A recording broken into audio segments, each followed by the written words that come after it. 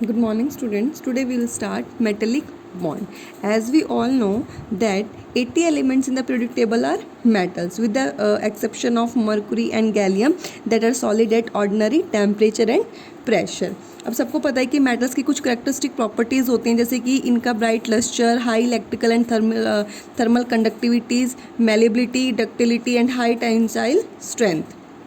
इनके बीच में जो फोर्स ऑफ अट्रैक्शन होती है जो मेटल के एटम्स को बाइंड करके रखती है उसको बोलते हैं मेटेलिक बॉन्ड. देखो, the force of attraction that binds the atoms of metal together is called the metallic bond. ठीक है, इस चैप्टर में हम कुछ प्रॉपर्टीज़ पढ़ेंगे मेटल्स की, और हम क्या पढ़ेंगे, the bonding in metals is of some different type. A number of models, कुछ नंबर ऑफ मॉडल्स प्रपोज किए हैं अलग अलग साइंटिस्ट ने इनके मेटल एटम्स के बीच में बॉन्डिंग को एक्सप्लेन करने के लिए, जैसे कि फ्री इलेक्ट्रॉन और इलेक्ट्रॉन सी मॉडल, वैलेंस बॉन्ड थ्योरी और बैंड मॉडल. तो फर्स्ट हम पढ़ेंगे फ्री इलेक्ट्रॉन और इलेक्ट्रॉन सी मॉडल. देखो, अब इसमें भी कुछ, इस वाले मॉडल के भी कुछ क्या हैं, करेक्टरिस्टिक हैं. ठीक है, जिनके बेस पे हम इसको बताएंगे. सबसे पहले, to account for the bonding in metals Lorentz has proposed a model. किसने प्रपोज किया था? लोरेंट्ज ने. क्लियर. फिर आता है low ionisation energy. This model is based upon the following characteristic of metals. First है इसमें लो आयनाइजेशन एनर्जी. नाम से ही क्लियर हो गया कि आयनाइजेशन एनर्जी क्या होनी चाहिए, लो होनी चाहिए. मेटल्स की आयनाइजेशन एनर्जी लो होगी. ये क्या करेगा, जो वैलेंस इलेक्ट्रॉन्स होते हैं बेटा मेटल एटम्स के, क्या होते हैं, स्ट्रॉन्गली हेल्ड न्यूक्लियस से नहीं होंगे. जब इनकी लो आयनाइजेशन एनर्जी होगी तो एक न्यूक्लियस है, ये स्ट्रॉन्गली हेल्ड उससे नहीं होंगे. तो ये क्या होगा, जिसकी वजह से जो हमारे इलेक्ट्रॉन्स हैं वो क्या करेंगे, फ्रीली अपने कर्नल में क्या करेंगे, मूव करेंगे. जिनकी वजह से जो मेटल्स होते हैं उनकी क्या होती है, फ्री मोबाइल इलेक्ट्रॉन्स. ठीक है, metals have free mobile electrons. देखो ये रहा. क्लियर. क्यों? क्योंकि इनकी लो आयनाइजेशन एनर्जी है. These are not strongly held by the nucleus, so they can move freely out of the influence of their kernels. Clear. फिर आता है large number of empty orbitals. It has been observed that the number of valence electron in metal generally less than the number of valence orbitals. जो number of valence electrons होते हैं metals के अंदर वो कम होते हैं as the number of valence orbitals. ठीक है. Therefore a large number of orbital in the valence shell are empty. तो आ गया large number of empty orbitals. जैसे कि देखो lithium, atomic number 3 1s2 2s1, तो 2p orbitals are vacant. Clear. इसमें कौन सा हो जाएगा, 3p and 3d orbitals are vacant. 1s2 2s2 2p 6 3s1 3p. Clear. तो ऐसे क्या हो जाएगा, इसमें large number of empty orbitals. Next आता है the important features of free electron model as proposed by Lorentz are the positive charge of kernel of metal atom are arranged in regular fashion. Each kernel in metallic lattice is surrounded by the loosely held valence electron. अभी पढ़ा था ये. Valence electrons of each atom are loosely held to its kernel and therefore complete freedom of electrons in the metallic lattice. The valence electron in metals are the regarded as mobile electrons. तो in short में हमने क्या बताया, जो metals में भी regarded and कैसी arrangement है, इनकी ऑर्डर्ड अरेंजमेंट है जो मोबाइल वैलेंस इलेक्ट्रॉन से सराउंडेड है. क्लियर. तो इसलिए इसको क्या बोला गया है, सी इलेक्ट्रॉन सी मॉडल. क्यों? क्योंकि there is a sea of valence electron in which positively charge kernels are immersed and this explanation is also responsible for its name electron C model. ठीक है, ये क्या है, एक तरह की सी है किसकी, वैलेंस इलेक्ट्रॉन की, जिसमें जो पॉजिटिव चार्ज है वो क्या है, इमर्स्ड है. देखो ये तो ब्लैंक वाला कर्नल है बेटा, और ये हमारे क्या है, इलेक्ट्रॉन्स है. क्लियर. नेक्स्ट इसमें आता है, ये आप लोग पढ़ लेना, ये तो पहले पढ़ा हुआ है कि मेटल्स की कुछ फिजिकल प्रॉपर्टीज़ है. मेटेलिक लस्टर होता है, इलेक्ट्रिकल कंडक्टिविटी होती है, डक्टिलिटी होती है, malleability, thermal conductivity. Clear. Hardness होती है, हाई टेंसाइल स्ट्रेंथ होती है इनकी. नेक्स्ट आता है हमारा valence bond theory of bonding in metals. अब वैलेंस बॉन्ड थ्योरी किसने प्रपोज की थी, डेवलप की पॉलिंग ने. इस थ्योरी ने क्या बताया कि जो मेटेलिक बॉन्डिंग होती है बेटा इसेंशियल होती है कोवलेंट इन नेचर, और ये हमारी क्या बताती है, इलेक्ट्रॉन पेयरिंग बताती है एटम्स के बीच में जो हमारा कोवलेंट बॉन्ड फॉर्म कर रहे हैं. क्लियर. देखो अब इधर treats metallic bonding essentially covalent in nature, involves electron pairing between atoms to form the covalent bond. But एक difference आता है covalent bonding in metals and covalent bonding in simple molecules. क्या? जो मेटल्स के अंदर जो हमारे नंबर ऑफ वैलेंस इलेक्ट्रॉन होते हैं वो सफिशिएंट नहीं होते कोवलेंट बॉन्ड बनाने के लिए अपने साथ वाले किसी भी एटम के साथ। There are not sufficient number of valence electron to form the covalent bond with the nearest neighbour.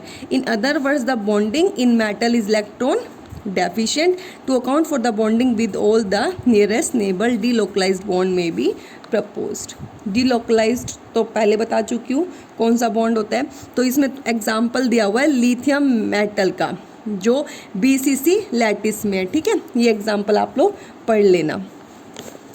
फिर आता है इसमें molecular orbital theory of bonding in metal, जिसको हमने बोला है बैंड मॉडल भी बोला है बेटा। अब molecular orbital theory of bonding क्या कहती है, ये हम पहले पढ़ चुके हैं। We have already study molecular theory of bonding in molecules in our previous classes. The bonding in metals also explained by the extending the simple molecular orbital theory to metals. इसने भी एक लिथियम का example लिया है। इसने inner 1s electron को क्या किया है, इग्नोर किया है, जो बॉन्डिंग में इन्वॉल्व नहीं किया है, बट जो 2s orbital of lithium atoms है उनको कंबाइन किया है टू फॉर्म मॉलिक्यूलर ऑर्बिटल्स। देखो इधर Li, ठीक है, 2s ऑर्बिटल हो गए, एक तो बॉन्डिंग मॉलिक्यूलर ऑर्बिटल हो गया और एक एंटी बॉन्डिंग हो गया। अगर हम Li3 लेंगे, इसने तो Li2 लिया है, देखो इधर, ठीक है, जिसमें हमारे जो क्या है और जो 2 लिथियम एटम को कंबाइन करके 2 मॉलिक्यूलर ऑर्बिटल बनाया है। 1 molecular orbital 1 bonding and second is anti bonding, ठीक है। अगर हम 3 लिथियम एटम्स लेंगे 3, तो क्या हो जाएगा, बॉन्डिंग, एंटी बॉन्डिंग और ये नॉन बॉन्डिंग। देखो इधर बेटा, Li2 लिया तो बॉन्डिंग और anti bonding, Li3 bonding, non bonding, anti bonding, 3 molecular orbitals लिए। अगर हम 4 लेंगे तो 2 बॉन्डिंग और 2 एंटी बॉन्डिंग। क्लियर? और फिर क्या होगा बेटा, जब हम इनको कंबाइन करेंगे, अगर हम n number of lithium atom लेते हैं एक नंबर से, तो हमारा जो क्या होगा, नंबर ऑफ मॉलिक्यूलर ऑर्बिटल होंगे वो लार्ज हो जाएंगे, एनर्जी लेवल पास में आ जाएंगे, जिसकी वजह से ये कॉन्टिन्यूस क्या करेंगे, एक साथ ही चलेंगे और इनके जो क्या होगा, एनर्जी लेवल होगा, उसे हम क्या कहेंगे, एनर्जी बैंड, और जिसकी वजह से इसे बोला गया है band model for metals. Clear?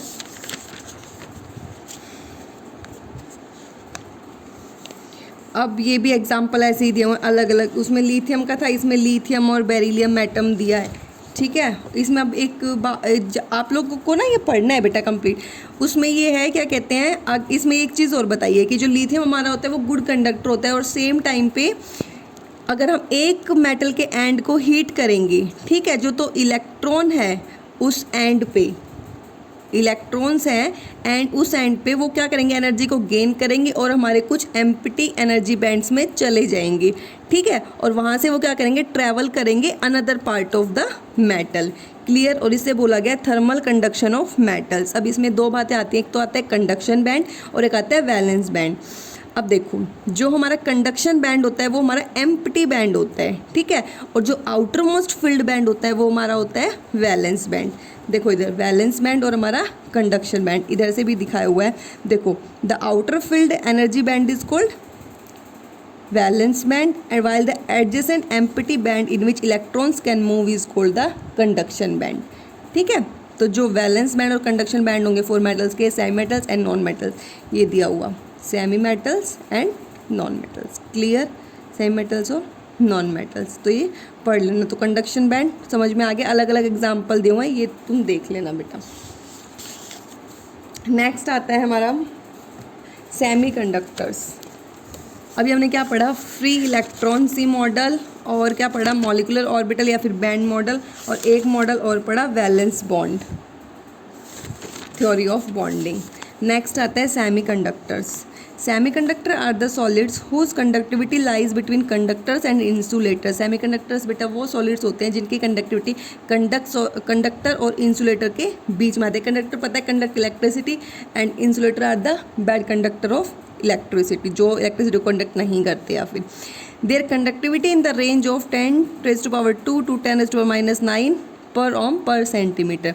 In semiconductor की जो कंडक्टिविटी होती है वो किसकी वजह से होती है, due to the presence of impurity और डिफेक्ट्स। समझ में आया? Semiconductor as a solid whose conductivity lies between conductor and insulators, इनकी रेंज ये होती है, और ये किस वजह से होते हैं, due to the presence of impurities और डिफेक्ट्स। क्लियर। अब क्या देखें हम, the conductivity of material depends upon the energy gap between the valence band and the conduction band. देखो अभी बताया था स्मॉल एनर्जी गैप है वैलेंस बैंड और कंडक्शन के बैंड के बीच में।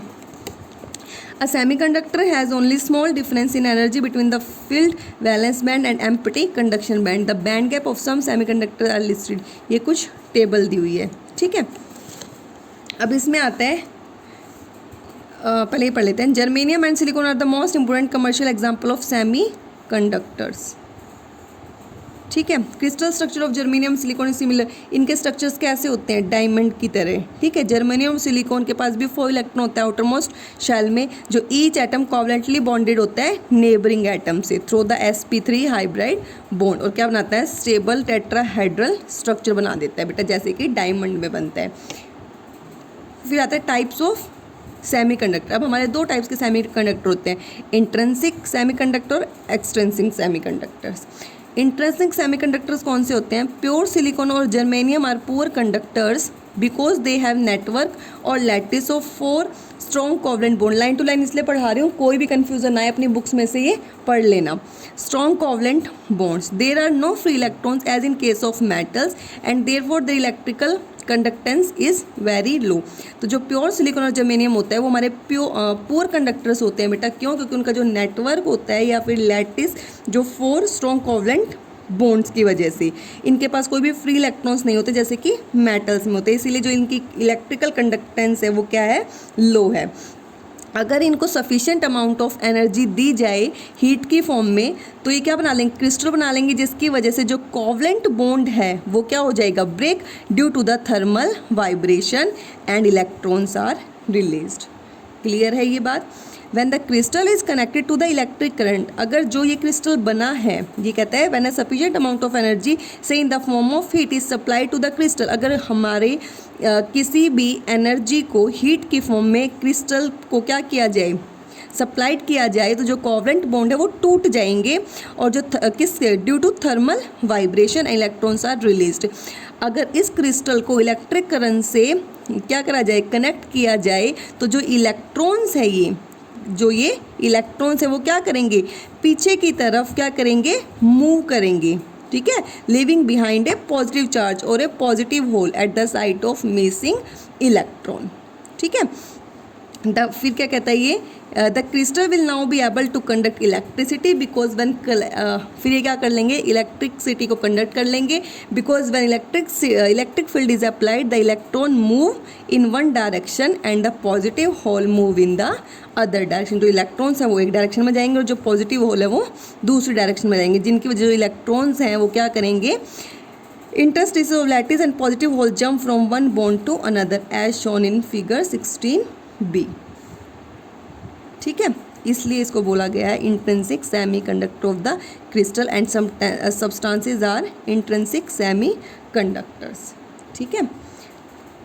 तो ये था तुम्हारा इंट्रिंसिक सेमी कंडक्टर, ये तुम्हारा एग्जाम्पल है, इधर से देखो ये पॉजिटिव चार्ज रहा, ठीक है।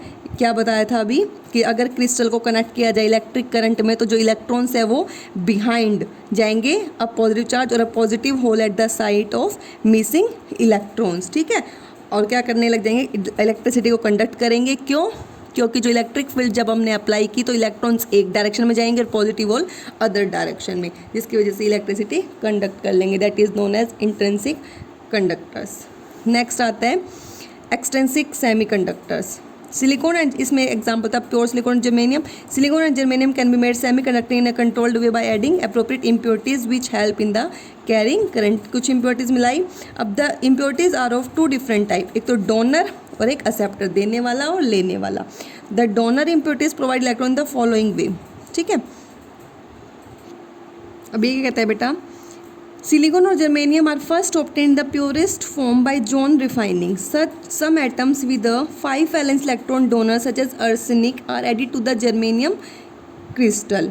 This process is called doping. अब इसमें देखो डोनर मिल गया कौन, आर्सेनिक, जिसके पास क्या है 5 वैलेंस इलेक्ट्रॉन है। अगर इसको ऐड किया जाए जर्मेनियम क्रिस्टल में तो ये क्या प्रोसेस कहलाएगा, डॉपिंग, ठीक है।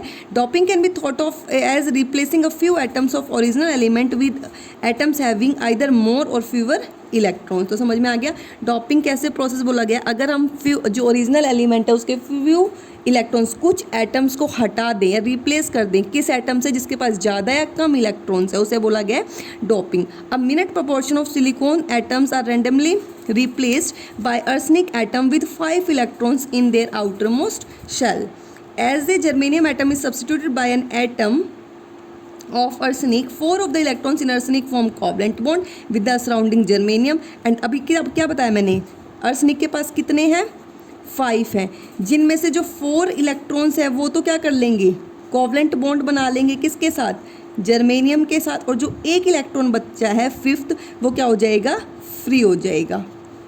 ठीक है, आर्सेनिक के 5 इलेक्ट्रॉन्स तो 4 जिनमें से 4 तो जर्मेनियम के साथ कोवलेंट बॉन्ड बना लेंगे और एक क्या हो जाएगा फ्री हो जाएगा। Hence an extra electron over and above the number required for forming the 4 covalent bond get it produced in the crystal. This extra electron can serve to conduct electricity. जो ये एक्स्ट्रा इलेक्ट्रॉन बच गया ये क्या करेगा conduct electricity, जिसकी वजह जो germanium containing traces of arsenic doping की वजह से वो क्या कर लेगा इलेक्ट्रिकल कंडक्टिविटी, और इस कंडक्टिविटी को या इस कंडक्शन क्या कहेंगे एक्सट्रिंसिक कंडक्शन।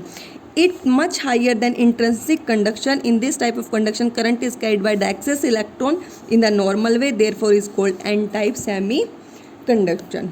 बेटा पेपर में most important N type semiconductor और P type semiconductor paper में हमेशा आता है, तो इसे क्या बोलेंगे एन टाइप सेमी कंडक्शन।